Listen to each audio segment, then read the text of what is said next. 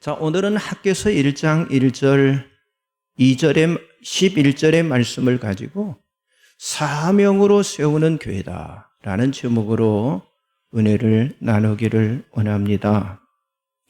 자, 하나님은 교회를 세우실 때 언제나 신실한 종들을 택하시고 그리고 말씀을 통해서 교회를 세우셨습니다. 오늘 본문 말씀은 주전 520년경 다리오 왕 2년 6월에 선지자 학개에게 임한 하나님의 말씀입니다. 당시 바벨론으로부터 귀환한 이스라엘 백성들은요, 성전 재건을 방해하는 그런 반대자들, 적들의 음모로 인해서 성전 재건이 중단된 그런 상황 속에 있었지만은요, 그러나 그와 동시에 반대로 자신들을 위한 집을 짓는 데는요, 모든 힘을 쏟고 있었습니다. 자, 그들은 포로에서 해방되어서 돌아왔지만은 약 10년 전간 성전 재건을 하지 못하는 그런 상황 가운데 있었어요. 자, 현실적으로 볼 때는 경제적인 어려움과 또는 정치적인 그런 반대자들의 방해 등으로 이스라엘 백성들은 성전 재건이 불가능하다고 생각하고 성전을 재건하는 것을 포기하다시피 하게 되었어요. 더군다나 2절 말씀 보니까 그들 안에는 성전을 재건할 시기가 아직 이르지 아니하였다는 편견에 사로잡혀서 하나님의 말씀보다 자신들의 생각을 우선하는 그런 불신앙에 빠져 있었다고 하는 사실을 우리들에게 보여주고 있어요. 자, 유다 백성들이 아직도 성전을 지을 때가 아니라고 생각했기 때문에 자신들을 위해서 집을 장만하고 그리고 자신들을 위해서 일을 했고요. 그 후에 성전 지을 때가 그리고 예배를 드릴 때가 또 하나님 앞에 11조를 드릴 때가 올 것이라 라고 그들은 생각한 거예요. 하지만 그때 하나님께서는요, 학개 선지자를 들어서 그들에게 말씀하시는 거예요. 뭐라고 말씀하시느냐? 이제는 때가 되었다, 이렇게 말씀하는 거예요. 하나님께서 선지자를 통해서 성전 재건에 대한 자신의 뜻을 강력하게 말씀하시면서 그 백성으로 하여금 결단을 촉구하고 있는 거예요. 그렇습니다. 지금도 하나님이 원하시는 그런 교회를 세운다고 하는 것은요, 결코 쉬운 일이 아니라고 하는 거예요. 자, 그럼에도 불구하고 하나님이 우리를 통해서 하나님이 원하시는 교회를 세우시기를 원하시는 그 이유는요, 여러분, 오직 교회만이 이 죄와 타락한 세상을 하나님의 나라로 이끌어주는 유일한 구원의 통로가 되기 때문이라고 하는 거예요. 여러분, 교회는 사람들의 어떤 필요, 사람들의 요구보다 더 먼저 요구가 되는 것이 있는데 그게 뭐냐? 그것이 바로 하나님의 말씀이라고 하는 거예요. 아무리 사람들을 위한 교회라 할지라도 교회의 본질은요, 하나님의 주권에 있다고 하는 사실을 우리가 믿어야만 합니다. 그래서 학개는요, 먼저 성전을 세우는 이 소명의식에 초점을 맞춰서 기록이 되어 있는데, 자, 오늘 우리는 이 본문을 통해서 성전 건축의 명령을 받은 선지자가 그 명령을 어떻게 실천을 했는지 같이 살펴보기를 원하는데요. 첫째는요, 소명의식으로 세워야 한다고 하는 거예요. 여러분, 소명이라고 하는 건 하나님의 택한 백성들을 부르셔서 구속을 이루어 가시는 거룩한 도구가 되게 하는 것을 소명이다, 이렇게 말하는 거예요. 자, 그런데 우리들이 교회에 나와서 예배를 드리고 기도를 하고 그리고 봉사를 하고 그리고 전도에 참여하게 되면요, 우리는 교회 생활을 잘 하고 있고 또 예수를 잘 믿는다고 하는 그런 말을 주변의 사람들을 통해서 어때요? 듣게 되죠. 그러나 여기서 우리가 분명히 알아야 할 사실이 있는데, 자, 하나님이 우리를 하나님의 교회에 부르신 목적은요, 사실 교회 생활 때문에 부르신 게 아니에요. 하나님이 말씀하시고 하나님이 명령하신 교회를 세우도록 우리가 하나님 앞에 부름을 받았다고 하는 거예요. 그래서 교회를 세운다고 하는 건 분명한 소명의식을 가지고 행동하는 것을 말하고 있다고 하는 거예요. 자, 오늘 본문에 나타난 이스라엘이 혼란을 겪은 건 뭡니까?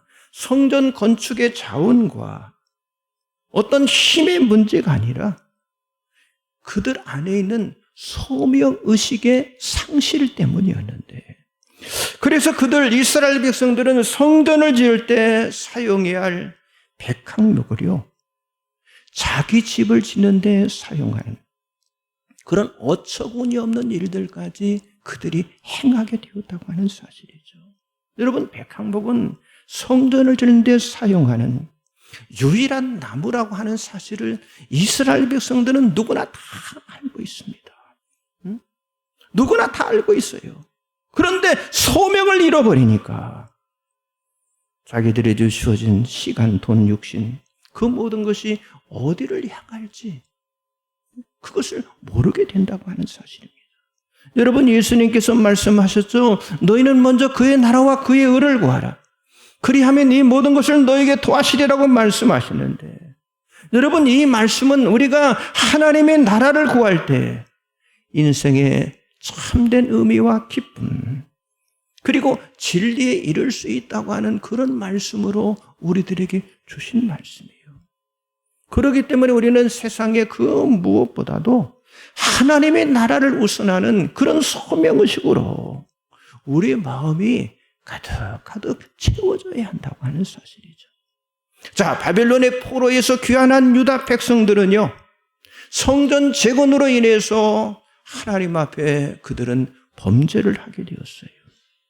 그 이유는 하나님께 대한 소명의식과 그리고 우선순위의 가치관이 그들에게 사라졌기 때문이라고 하는 거죠. 여러분, 하나님의 뜻은요, 예루살렘 성전을 재건하라는 것이었지만은 그들은 성전 재건의 시기가 아직 이르지 아니하였다고 변명하면서 어때요? 자기들의 주장만 내세우게 되었다고 하는 사실이죠. 여러분, 청교도들이 미국에 도착해서, 미국 땅에 도착해서 제일 먼저 세운 것이 무엇이었습니까? 자기들의 집이었습니까? 아니, 자기 자녀들의 미래를 위한 학교였습니까? 그들이 제일 먼저 세운 것은요, 집도 아니고 학교도 아니고 교회였습니다. 그들이 교회를 세운 것은요, 하나님의 가르침에 대한 그런 순종의 결과였다고 하는 사실이죠. 자, 오늘 본문에 하나님은 유다 백성들에게 성전 재건을 촉구하시는데, 자, 성전이 재건돼야 할 그 이유는요, 그것이 하나님과의 관계 회복과 그리고 이스라엘 회복의 출발점이 되기 때문에 성전을 재건하라라고 말씀하셨다고 하는 거예요. 하나님은 단순히 성전을 재건하라는 그런 것이 아니라 성전 재건을 통해서 하나님과 단절되었던, 아니 파괴되었던 그런 백성들이 영적으로 다시 깨어 일어나므로 하나님과의 친밀한 관계를 유지하는 것, 이것이 바로 성전 건축의 목적이었다고 하는 거예요. 여러분, 구약 시대에는요, 성전을 통해서 하나님 앞에 예배하고 그리고 하나님 중심적인 삶을 살아갈 수 있었기 때문에 성전은요, 하나님의 임재, 하나님의 구속, 그리고 성전은 하나님의 나라의 상징이었어요. 그러나 유다 백성들은 지금 뭐요? 그 성전 재건을 방해하는 방해꾼으로 말미암아 성전 재건이 중단이 되자 어느 순간에 그들 안에 믿음이 사라지고요. 그리고 현실적인 그런 상황 속에 갇혀서 살아가게 되었다고 하는 거예요. 여러분, 주보 가운데를 열어보시면 말씀들이 쭉 나와 있죠. 주보 가운데를 한번 열어보세요. 학개서 1장 1절 2절 같이 보겠습니다. 다리오 왕 제2년 6째 달 고 그 달 초하루에 여호와의 말씀이 선지자 학개로 말미암아 스알델의 아들 유다 총독 스룹바벨과 여호사닥의 아들 대제사장 여호사에게 임하니라. 이르시되 만군의 여호와가 이같이 말하여 이르노라. 이 백성이 말하기를 여호와의 전을 건축할 시기가 이르지 아니하였다 하느니라. 아멘. 자, 이스라엘 백성들이 성전 재건을 중단하고 그리고 14년 동안이나 황폐하게 그것을 방치해 두었다고 하는군요. 하나님의 은혜를 망각하고 있는 그들 이스라엘 백성들의 그 영적인 실존의 모습을요 그대로 보여주고 있는 거예요. 여러분, 그들에게 남겨진 것은 뭡니까? 황폐한 성전에 대한 무관심, 그리고 신앙의 침체, 그리고 자신들의 안위와 자신들의 즐거움뿐이었는데 이러한 이스라엘 백성들의 태도를 하나님께서 지금 책망을 하고 있는 거예요. 자, 학개서 1장 4절 5절 나와 있죠. 같이 봅니다. 이 성전이 황폐하였거늘 너희가 이때에 완벽한 집에 거주하는 것이 옳으냐. 그러므로 이제 만군의 여호와가 이같이 말하노니 너희는 너희 행위를 살필지니라.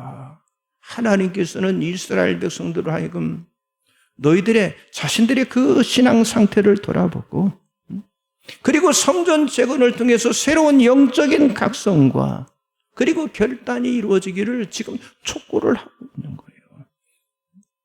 여러분, 구약시대의 성전은요 신앙생활뿐만 아니라 사회의 모든 영역에 영향을 주는 아주 기준이 되었는데, 그래서 여기 8절에 있는 말씀처럼 성전의 재건은요 이스라엘에 있어서 모든 것을 회복하는 그런 약속이고 그리고 계약과 같은 그런 의미가 있었다고 하는 사실이죠.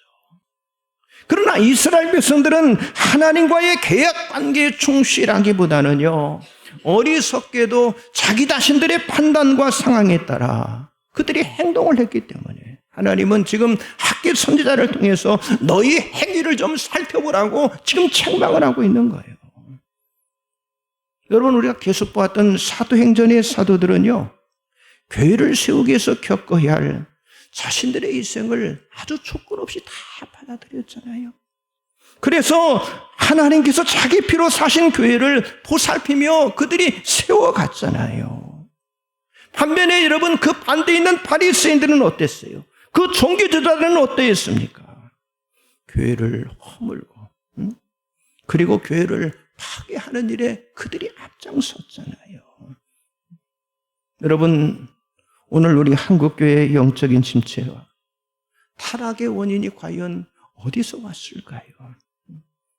그것은 하나님의 부르심에 대한 이 소명의식의 부재, 그리고 영과 진리로 세워야 하는 이 교회 신앙이 어느 순간에 우리 안에서 사라졌기 때문이라고 하는 거예요.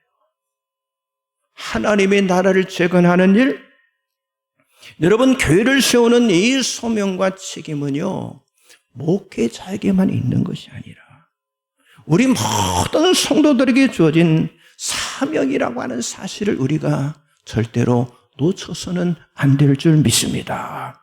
그래서 이 교회에 대한 소명의식으로 여러분의 자신을 무장시키시기 바랍니다. 하나님이 나라를 재건하는 도구로 여러분 자신이 쓰임을 받으시기 바랍니다. 이런 소명의식을 통해서 하나님의 부르심과 하나님의 목적을 이룬다면 하나님의 사랑, 하나님의 복음, 하나님의 구원, 하나님의 영광을 드러내는 그런 복된 교회로 우리 교회가 세워지게 될 줄 믿으시기 바랍니다.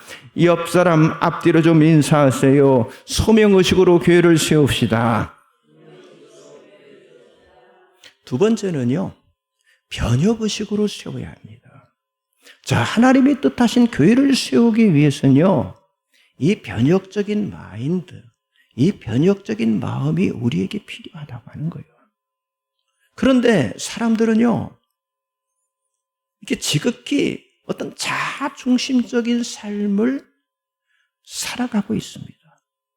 그런데 이 자중심적인 사람은요, 그건 주님 중심이 아니기 때문에 그런 자중심적인 삶을 살아가는 사람은요, 하나님의 일을 할 수가 없다고 하는 거예요. 여러분, 영적인 변혁이라고 하는 건요, 자아 중심적인 삶에서 하나님 중심으로 변화가 되는 것을 말합니다. 이것은 우리들의 삶의 방향, 삶의 목표가 완전히 변화되는 것이기 때문에 이 말씀의 능력과 성령의 도우심으로 인한 적극적인 결단과 실천이 없이는 이건 불가능한 것이라고 하는 거예요. 자, 지금 하나님께서 유다 백성들에게 하나님의 말씀에 대한 그들의 믿음의 결핍, 그리고 성전 재건의 지연, 지금 영적 무관심으로 인해서 그들 앞에 닥쳐진 그 생활의 어려움, 그리고 그들 앞에 닥쳐진 불이익을 생각해 보라고 하나님께서 선지자를 통해서 말씀하시는 거예요. 자, 학개서 1장 6절 나와 있죠. 같이 봅니다. 너희가 많이 뿌릴지라도 수확이 적으며 먹을지라도 배부르지 못하며 마실지라도 흡족하지 못하며 입어도 따뜻하지 못하며 일꾼이 삭슬 받아도 그것을 구멍 뚫어진 전대에 넣음이 되느니라. 자, 이 말씀은요, 우리가 아무리 노력하고 우리가 아무리 수고해도요, 하나님께서 공급하지 않으면, 하나님께서 함께하지 않으면 살아갈 수 없다고 하는 사실을 우리들에게 말씀하고 있는 거예요. 그렇잖아요. 응? 그래서 본문 7절에 보면 만군의 여호와가 말하느니 너희는 자기 행위를 살피지니라 이렇게 말씀하시는데, 자, 우리는 우리 자신을 하나님의 말씀에 비추면서 자기 자신을 고치는 사람, 자기 자신을 변혁시키는 사람이 될 때 우리의 미래에 희망이 있게 된다고 하는 거예요. 그러므로 여러분, 우리들이 교회에 올 때마다 나는 교회를 세우기 위해서 주의 전에 온 사람인가? 아니면 자기 자신의 만족과 자기 자신의 이득을 위해서 나는 교회를 찾아온 사람인가? 자기 자신의 영적인 모습을 우리가 점검해야 한다고 하는 거예요. 성도 여러분, 하나님께서 자기 피로 세우신 교회는요, 충만한 상태로 되어 있다고 하는 사실을 믿으시기 바랍니다. 에베소서 1장 23절에 그랬잖아요. 교회는 그의 몸이니 만물 안에서 만물을 충만케 하시는 이에 충만함이라. 여러분, 교회는 충만함으로 되어 있다고 하는 거예요. 그럼에도 불구하고 충만한 상태로 되어진 이 교회의 축복을 우리가 누리고 산다고 하는 건요, 이게 쉬운 일이 아니라고 하는 거예요. 지금 유다 백성들에게 말씀하신 성전 재건을 보세요. 그것은 쉽고 편안하고 그리고 가벼운 것이 아니었다고 하는 거예요. 자, 학개서 1장 8절 나와 있죠. 같이 봅니다.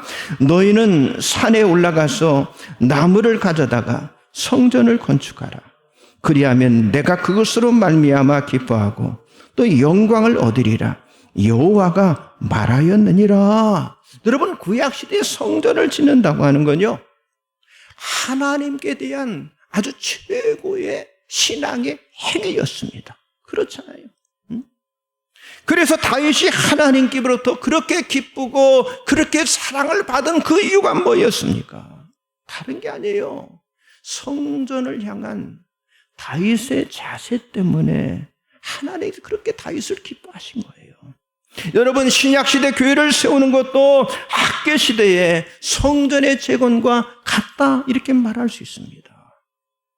그런데 오늘 이 시대 그리스도인들은요, 황폐해진 그런 교회를 세우기 위한 수고보다 자신의 삶과 자신과 관련된 것을 세우기 위한 그런 수고에 익숙해져 있는데, 여러분, 다윗은요, 성전 신앙을 이렇게 고백을 했어요. 자, 시편 27편 4절 나와 있죠. 같이 봅니다.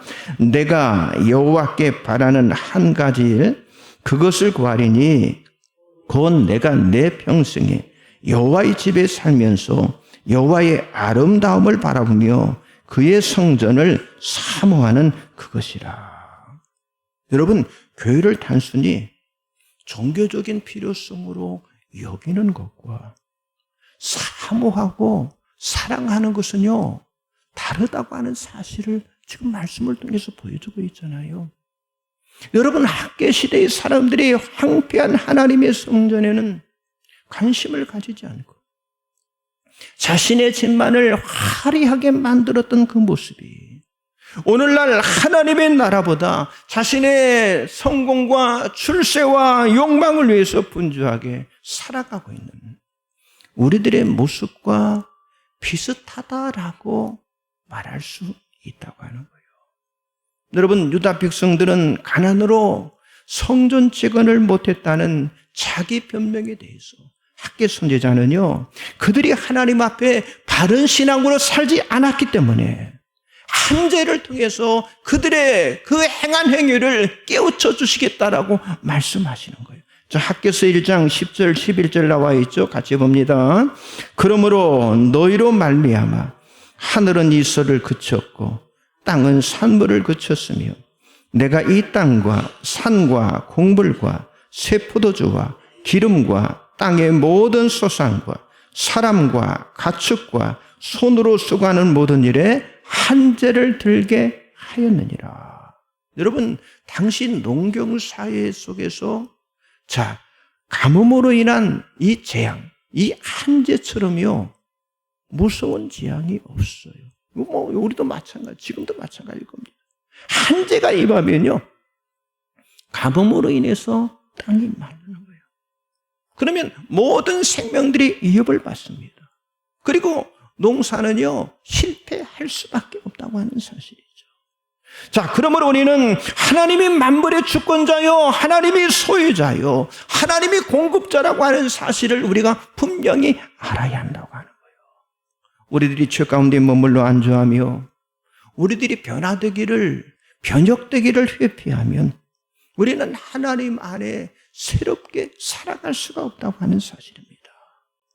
지금 여러분들은 하나님의 부르심과 명령에 이제부터는 즉각 반응하고 행동하시기를 바랍니다. 믿음으로 일어나 달려가는 그 변혁적인 삶을 여러분들이 살아가시고 오직 하나님 아버지만 신뢰하는 삶을 살아가시기 바랍니다.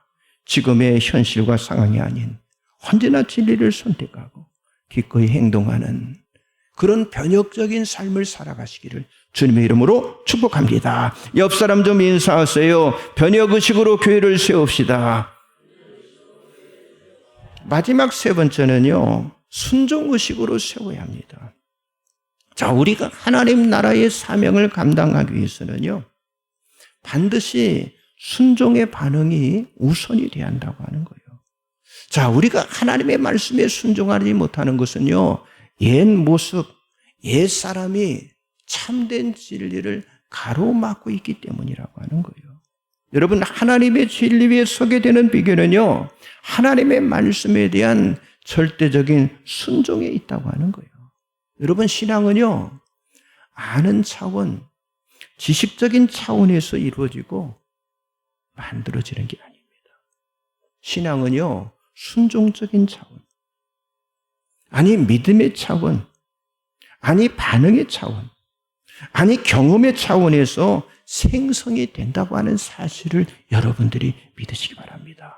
그러므로 여러분, 교회가 하나님의 말씀에 대한 절대적인 순종으로 세워지게 될 때, 그때 어때요? 강력한 영향력을 세상 속에 나타낼 수가 있다고 하는 거예요. 자, 지금 유다 백성들은 하나님이 말씀하심에도 회개하지 않고 지금 고집을 피움으로 그들이 어때요? 그들의 죄에 대한 대가를 받았습니다. 여러분, 지금도 하나님은 주의 종들을 통해서 복음을 선포하게 계시는데 우리가 마음의 문을 열고 복음에 순종하는 자는 권하시고 그리고 하나님의 은혜로 우리의 인생을 복되게 만드신다고 하는 사실을 여러분들이 믿으시기 바랍니다. 지금 하나님께서 학개 선지자를 통해서 하나님의 말씀을 유다 백성들에게 선포하셨을 때 스알델의 아들 스룹바벨과 여호사닥의 아들 제제사장 여호수아와 남은 바 모든 백성이 그 하나님 여호와의 목소리와 선지자 학개의 말에 그들이 순종을 하게 되었어요. 이때 유다 백성들이 자기들의 죄를 회개하고 자기들의 마음을 겸비하게 만들어서 하나님을 경외하며 하나님의 말씀에 순종했습니다. 자, 학개서 1장 12절 13절 나와 있죠. 같이 봅니다. 스알델의 아들 스룹바벨과 여호사닥의 아들 대제사장 여호수아와 남은 모든 백성이 그들의 하나님 여호와의 목소리와 선지자 학개의 말을 들었으니 이는 그들의 하나님 여호와께서 그를 보내셨습니다. 백성이 다 여호와를 경외하며 그때 여호와의 사자 학개가 여호와의 이임을 받아 백성에게 말하이르되 여호와가 말하느니 내가 너희와 함께 하노라 하니라. 여러분, 백성들의 순종과 경외는요, 내가 너희와 함께 하노라는 하나님의 언약과 하나님의 축복이 그들에게 주어지게 된 거예요. 여러분, 우리가 신약시대 하나님이 우리와 함께 하신다고 하는 이 임마누엘의 축복은요, 성육신하셔 이 땅에 오신 예수 그리스도를 통해서 성취가 되어진 걸 우리가 너무도 잘 알잖아요. 여러분, 하나님이 함께 하신다고 하는 이 언약에는요, 놀라운 효력과 놀라운 권능이 있는데 우리 죄를 용서하시고 구원하신 구원의 효력이 담겨져 있고요. 그리고 악한 마귀로부터 승리하는 권능의 효력이 있는 줄 믿습니다. 오직 예수 그리스도의 일꾼인 여러분들에게도 동일한 효력과 권세가 있다고 하는 사실을 믿으시기 바랍니다. 여러분, 예수 그리스도를 나의 구주로 믿는다고 하는 건요, 내 인생의 주인이 누구요? 예수이시고 그 주인이신 예수님의 말씀대로 내가 순종한다고 하는 고백인데, 여러분, 순종이 구원의 선제 조건, 구원의 본질이라고 하는 사실을 우리가 믿어야만 합니다. 순종으로 맺어진 유다 백성들의 영적인 열매는요, 하나님의 감동과 하나님의 기쁨으로 세상을 이기는 용기가 되었어요. 자, 학개서 1장 14절을 한번 보겠습니다.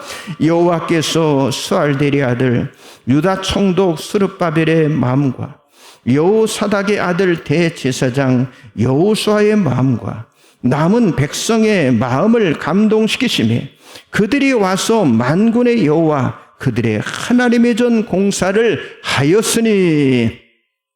자, 하나님이 함께 하신다고 하는 이 임마누엘의 언약은요, 백성들로 하여금 큰 위로와 큰 기쁨이 되었는데, 그래서 하나님께 감동을 받은 많은 백성들은요, 현실적인 상황적인 어려움을 초월해서 믿음으로 그들이 성전 재건을 시작하게 되었다고 하는 거예요. 그렇습니다. 우리는 하나님의 말씀 앞에 우리들이 순종할 때, 그때 우리가 성령으로 충만함을 받게 되고, 그때 하나님이 주시는 참된 용기, 그리고 우리 앞에 지금 현실에 쌓이는 어려운 모든 것을 다 이겨내고 우리가 승리할 수 있게 되는데, 이것이 여러분 영적인 원리라고 하는 거예요. 이것이 영적인 원리예요. 하나님은요, 순종하지 않는 사람을 결코 자신의 백성으로 택하지 않습니다. 자신의 일에 하나님이 쓰이지 않으셔요. 하나님은 오늘 우리들에게도 순종을 요구하시면서 정말 우리들을 통해서 교회를 세우는 그 비결도 순종에 있다고 하는 사실을 여러분들이 믿으시고, 오직 하나님 말씀 앞에 순종함으로 산세물의 삶을 살아가시기를 주님의 이름으로 간절히 축복합니다. 기도하겠습니다. 전능하신 하나님, 예수를 믿게 하시고